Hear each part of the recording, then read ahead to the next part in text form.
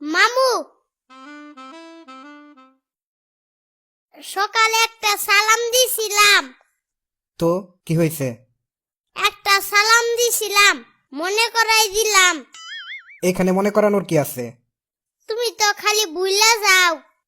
দে, আবার সালাম দে। সালাম আলাইকুম মামু। সালাম শুদ্ধ হয় নাই, আবার দে। আসসালামু আলাইকুম মামু। ওয়ালাইকুম আসসালাম। একটা বিষয় নিয়ে চিন্তা ভাবনার মধ্যে আছি, যা এখন। দেও এখন। কি দিমু? সালাম দিলাম যে। আমিও তো জবাব দিলাম। এত কিছু বুঝি না, সালামই দেও। ও, এই ব্যাপার। তোর কি টাকা নাই? আছে, ঈদের সালামি দিবা না? কেমনে কই তোরে শরমের কথা। দাঁড়া। হ্যালো। হ্যালো বন্ধু। কি সবসময় বন্ধু বন্ধু বলে মজা করস? আর শোন, টাকা পয়সা নিয়ে কোনো কথা বলবি না, নেটওয়ার্ক সমস্যা করতেছে, আগেই বলে দিলাম। ওকে বন্ধু, ঈদ মুবারক। হ্যালো দুস্ত। হ্যাঁ, দুস্থ জগতের দুস্থ, বলো। তুই আমারে দুস্থ কইলি? আমি কি এতটাই ফকির নাকি? ফোন রাখ। Hello hello hello. হ, হুনতাছি। তোরই তো ফোন দিতে চাইছিলাম। টাকা আছে নাকি তোর কাছে? কিছু টাকা দিতে পারবি? ঈদ মুবারক বন্ধু।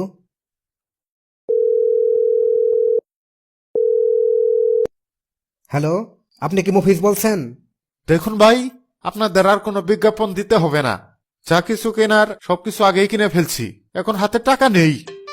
আরে বন্ধু, আমি এখানে ভণ্ড কেউ নাই, আমি ভদ্র ঘরের সন্তান। আরে আরে কারে কি কইতাছস তুই মফিজ? আমি ও তুই? তুই তো আসলে দিন দিন কানা হয়ে যাইতেছস। কে কল দিল না দেখে রিসিভ করস। তোর নম্বর তো আমি গত মাসে ডিলিট করে ফেলছি, তুই তো কল দিয়ে টাকা চাস। আমারে কি তোর ফকিন্নি মনে হয়? ঈদের শুভেচ্ছা জানাইতে গেলেও তো তুই সন্দেহ করস। আচ্ছা ভালো থাক। ঈদ তোর বাপ। কি বললি তুই? তোর বাপের নাম মুবারক না?